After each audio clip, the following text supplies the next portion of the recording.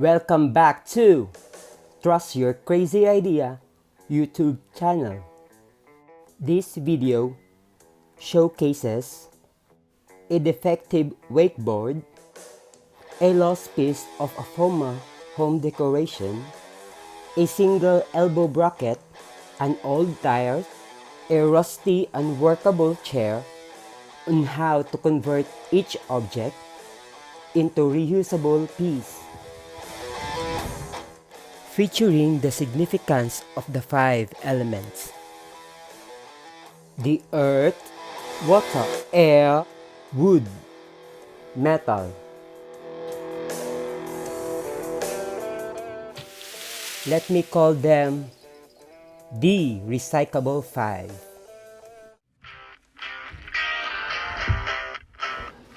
The earth. Start by wet the tires. While wet, use drill bit to create holes at the bottom of the rubber. I made 3 holes each tire for a good draining system.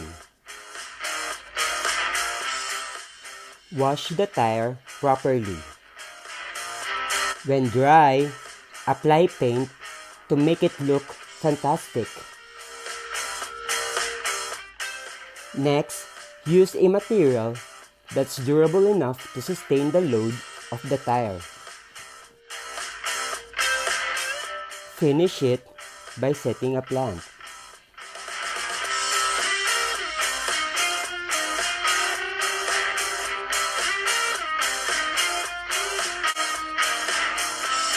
Next approach, de-water. Since this wakeboard were unstable because some of its parts was nowhere to be found, by simply looking at it, it can be modified as a table. When I found these 4 legs from its primary misshapen holder, indeed, everything happens for a reason. So before you connect the 4 legs, calculate the standard form of the table by using measuring level. Combine the wakeboard and the legs with screws. You can use a drill press for an extra help. Instant waterproof table.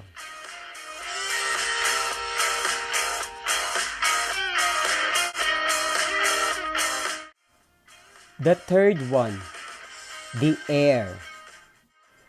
These tiny elbow brackets were basically used to connect and support the permanence of a wood or other structures. It can be maximized with this branch. Apply a wood preservative.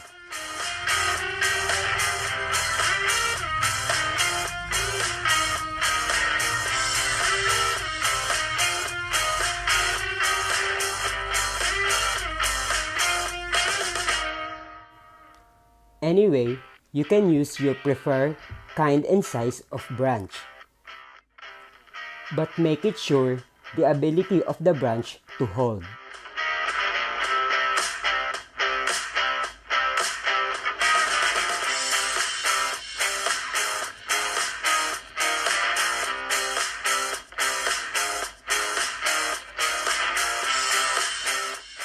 It should not overpower the strength of an elbow bracket that you chose to connect with.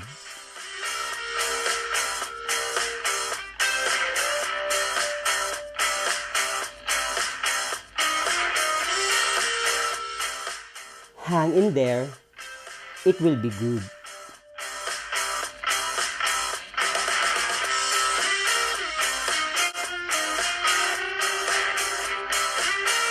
Fourth from the list, the wood. This time, I wanted a plant stand, and this rusty, defective chair played a part to make it happen.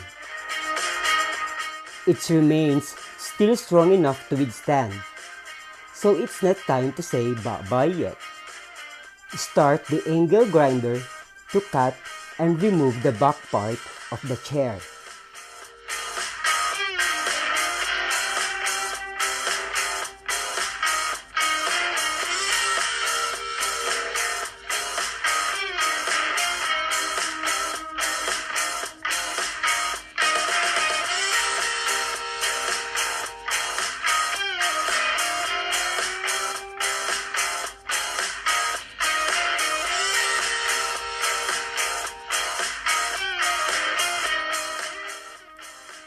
Use a steel brush and sandpaper to clean right after the cutting process. Cover the open holes to avoid any liquid substance to go inside. Apply paint for restoration.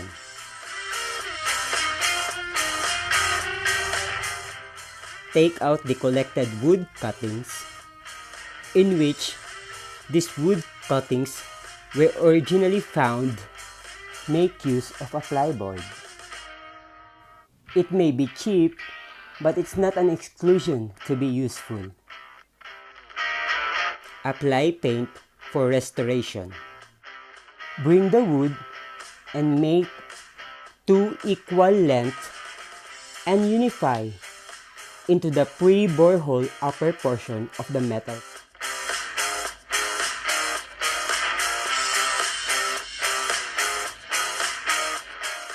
Congregate the assorted wood pieces. Arrange your desired form and shape. Use common nails to complete the work. Happy plant, happy life.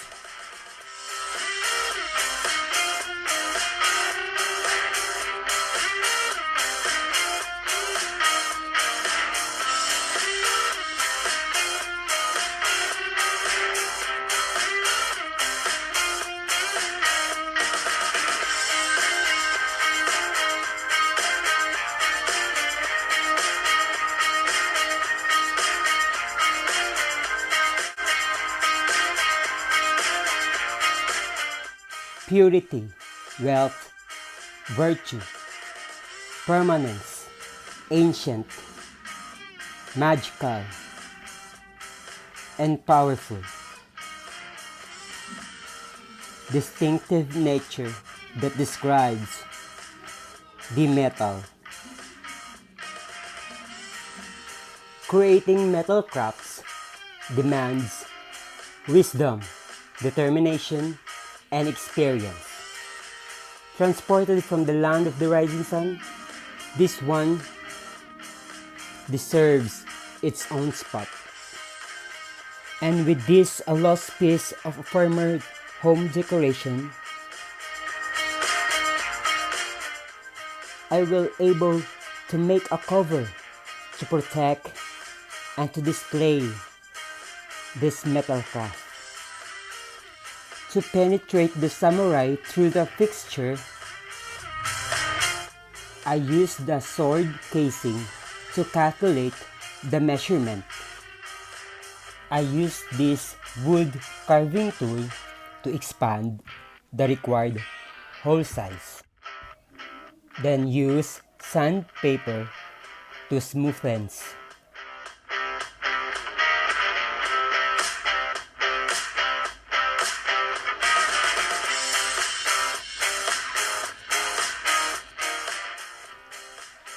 Apply paint and let it dry. I want to display it in chain. I want smaller size. It's too big. Perfect. Find a screw that fits to the chain's ring size. Prepare and execute. Be sure that it's accurately fastened and not easy to remove. Be safe, samurai.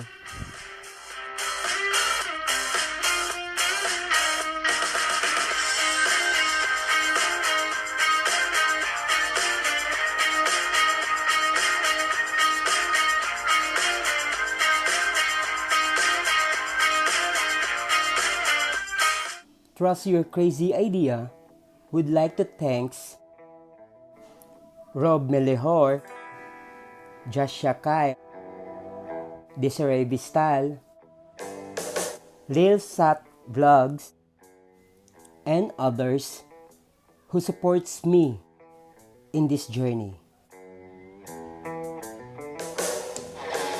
which makes this platform more determined and driven to create more videos.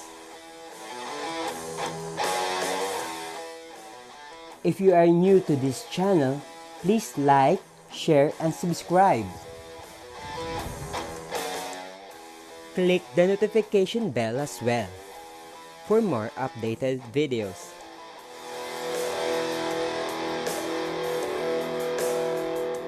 Thank you for watching.